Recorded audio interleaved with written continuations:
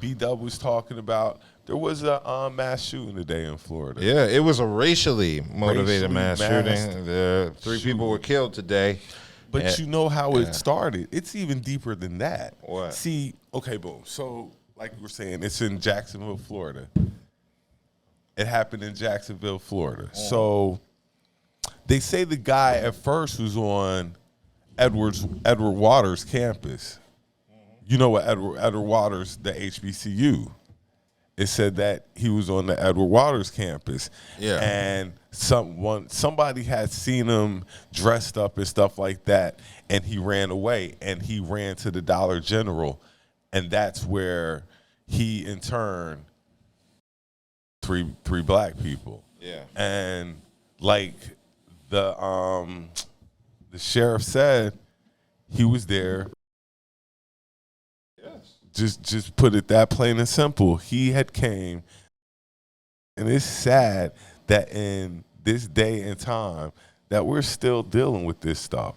Like, you actually wake up to black people. Yeah, that's what you're about. Like, it's a sad thing. The world is definitely a crazy place. So RIP to the three people who got shot today. It was somebody at a Dollar General, and they left a manifesto. That's all they do. That's what they do. I'm sorry. The shooting was racially motivated, and he hated black people. It's sickening. It's sickening. White man in his 20s. Like I say, he went to Edward Waters College, and he was going to start shooting there, but they caught him, and he ran off. Mm-hmm. And that's when he went to the Dollar General. Okay. Yeah, I saw some video of that. Yeah, so, it's just, unfortunately, I have to pass this on to black people to stay vigilant. Yeah?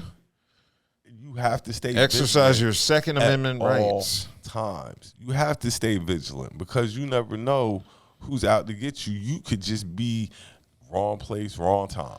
Exactly. That's why I don't even like to drink in public anymore. Always know your surroundings. Yeah. And that's crazy to have to say. You know what I'm saying? Just always know your surroundings because you never know what's going on out here. And like you say, it's been so many racially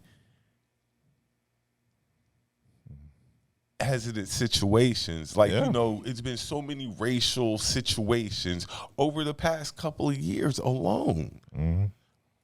My man jogging down in Georgia. They wanted to up in Buffalo. People at the shopping market. Dude comes in, wants to. Yeah. But this killer in Jacksonville had an AR-15. Yeah, and barricaded himself in that Dollar General.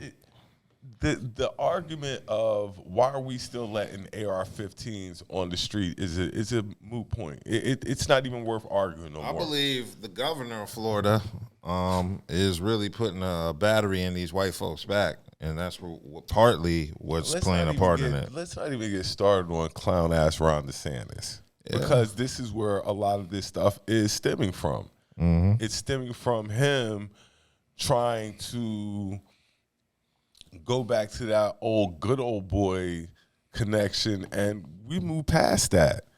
And never moved past that. Well, we're trying to. We're trying, but we never moved past it. But it's like race will always, unfortunately, be a problem. Mm-hmm. It will always have some type of negative connotation when it comes to black and white people. There will always be white people who want to kill black people. Yeah. I can't ever think of black people wanting to say we're going to go out and kill people. No. I can't think of it when the sniper in DC, were they just out white people or were they just people? Okay. That's what I'm saying. Are you saying they're equal opportunists? I'm just saying I can't think of a time when there was a black who was just like, I'm just white people. I can't think of that. There were. Please. I mean, please bring it up. What about Micah Johnson in Dallas? I gotta pull that up. Look, they came with a robot. Okay. Okay. I remember that. I remember that. He woke up ready to people, didn't he? Yeah. I mean. Yeah, that was 2016. What's that? Almost 8 years ago? Yeah. Yeah. Oh, it's over 8 years ago because that happened in July of 2016. But it's just, it's the problem that America will never solve. That's why in 50 years when everybody's mixed, it'll be. 8 years. Yeah. What?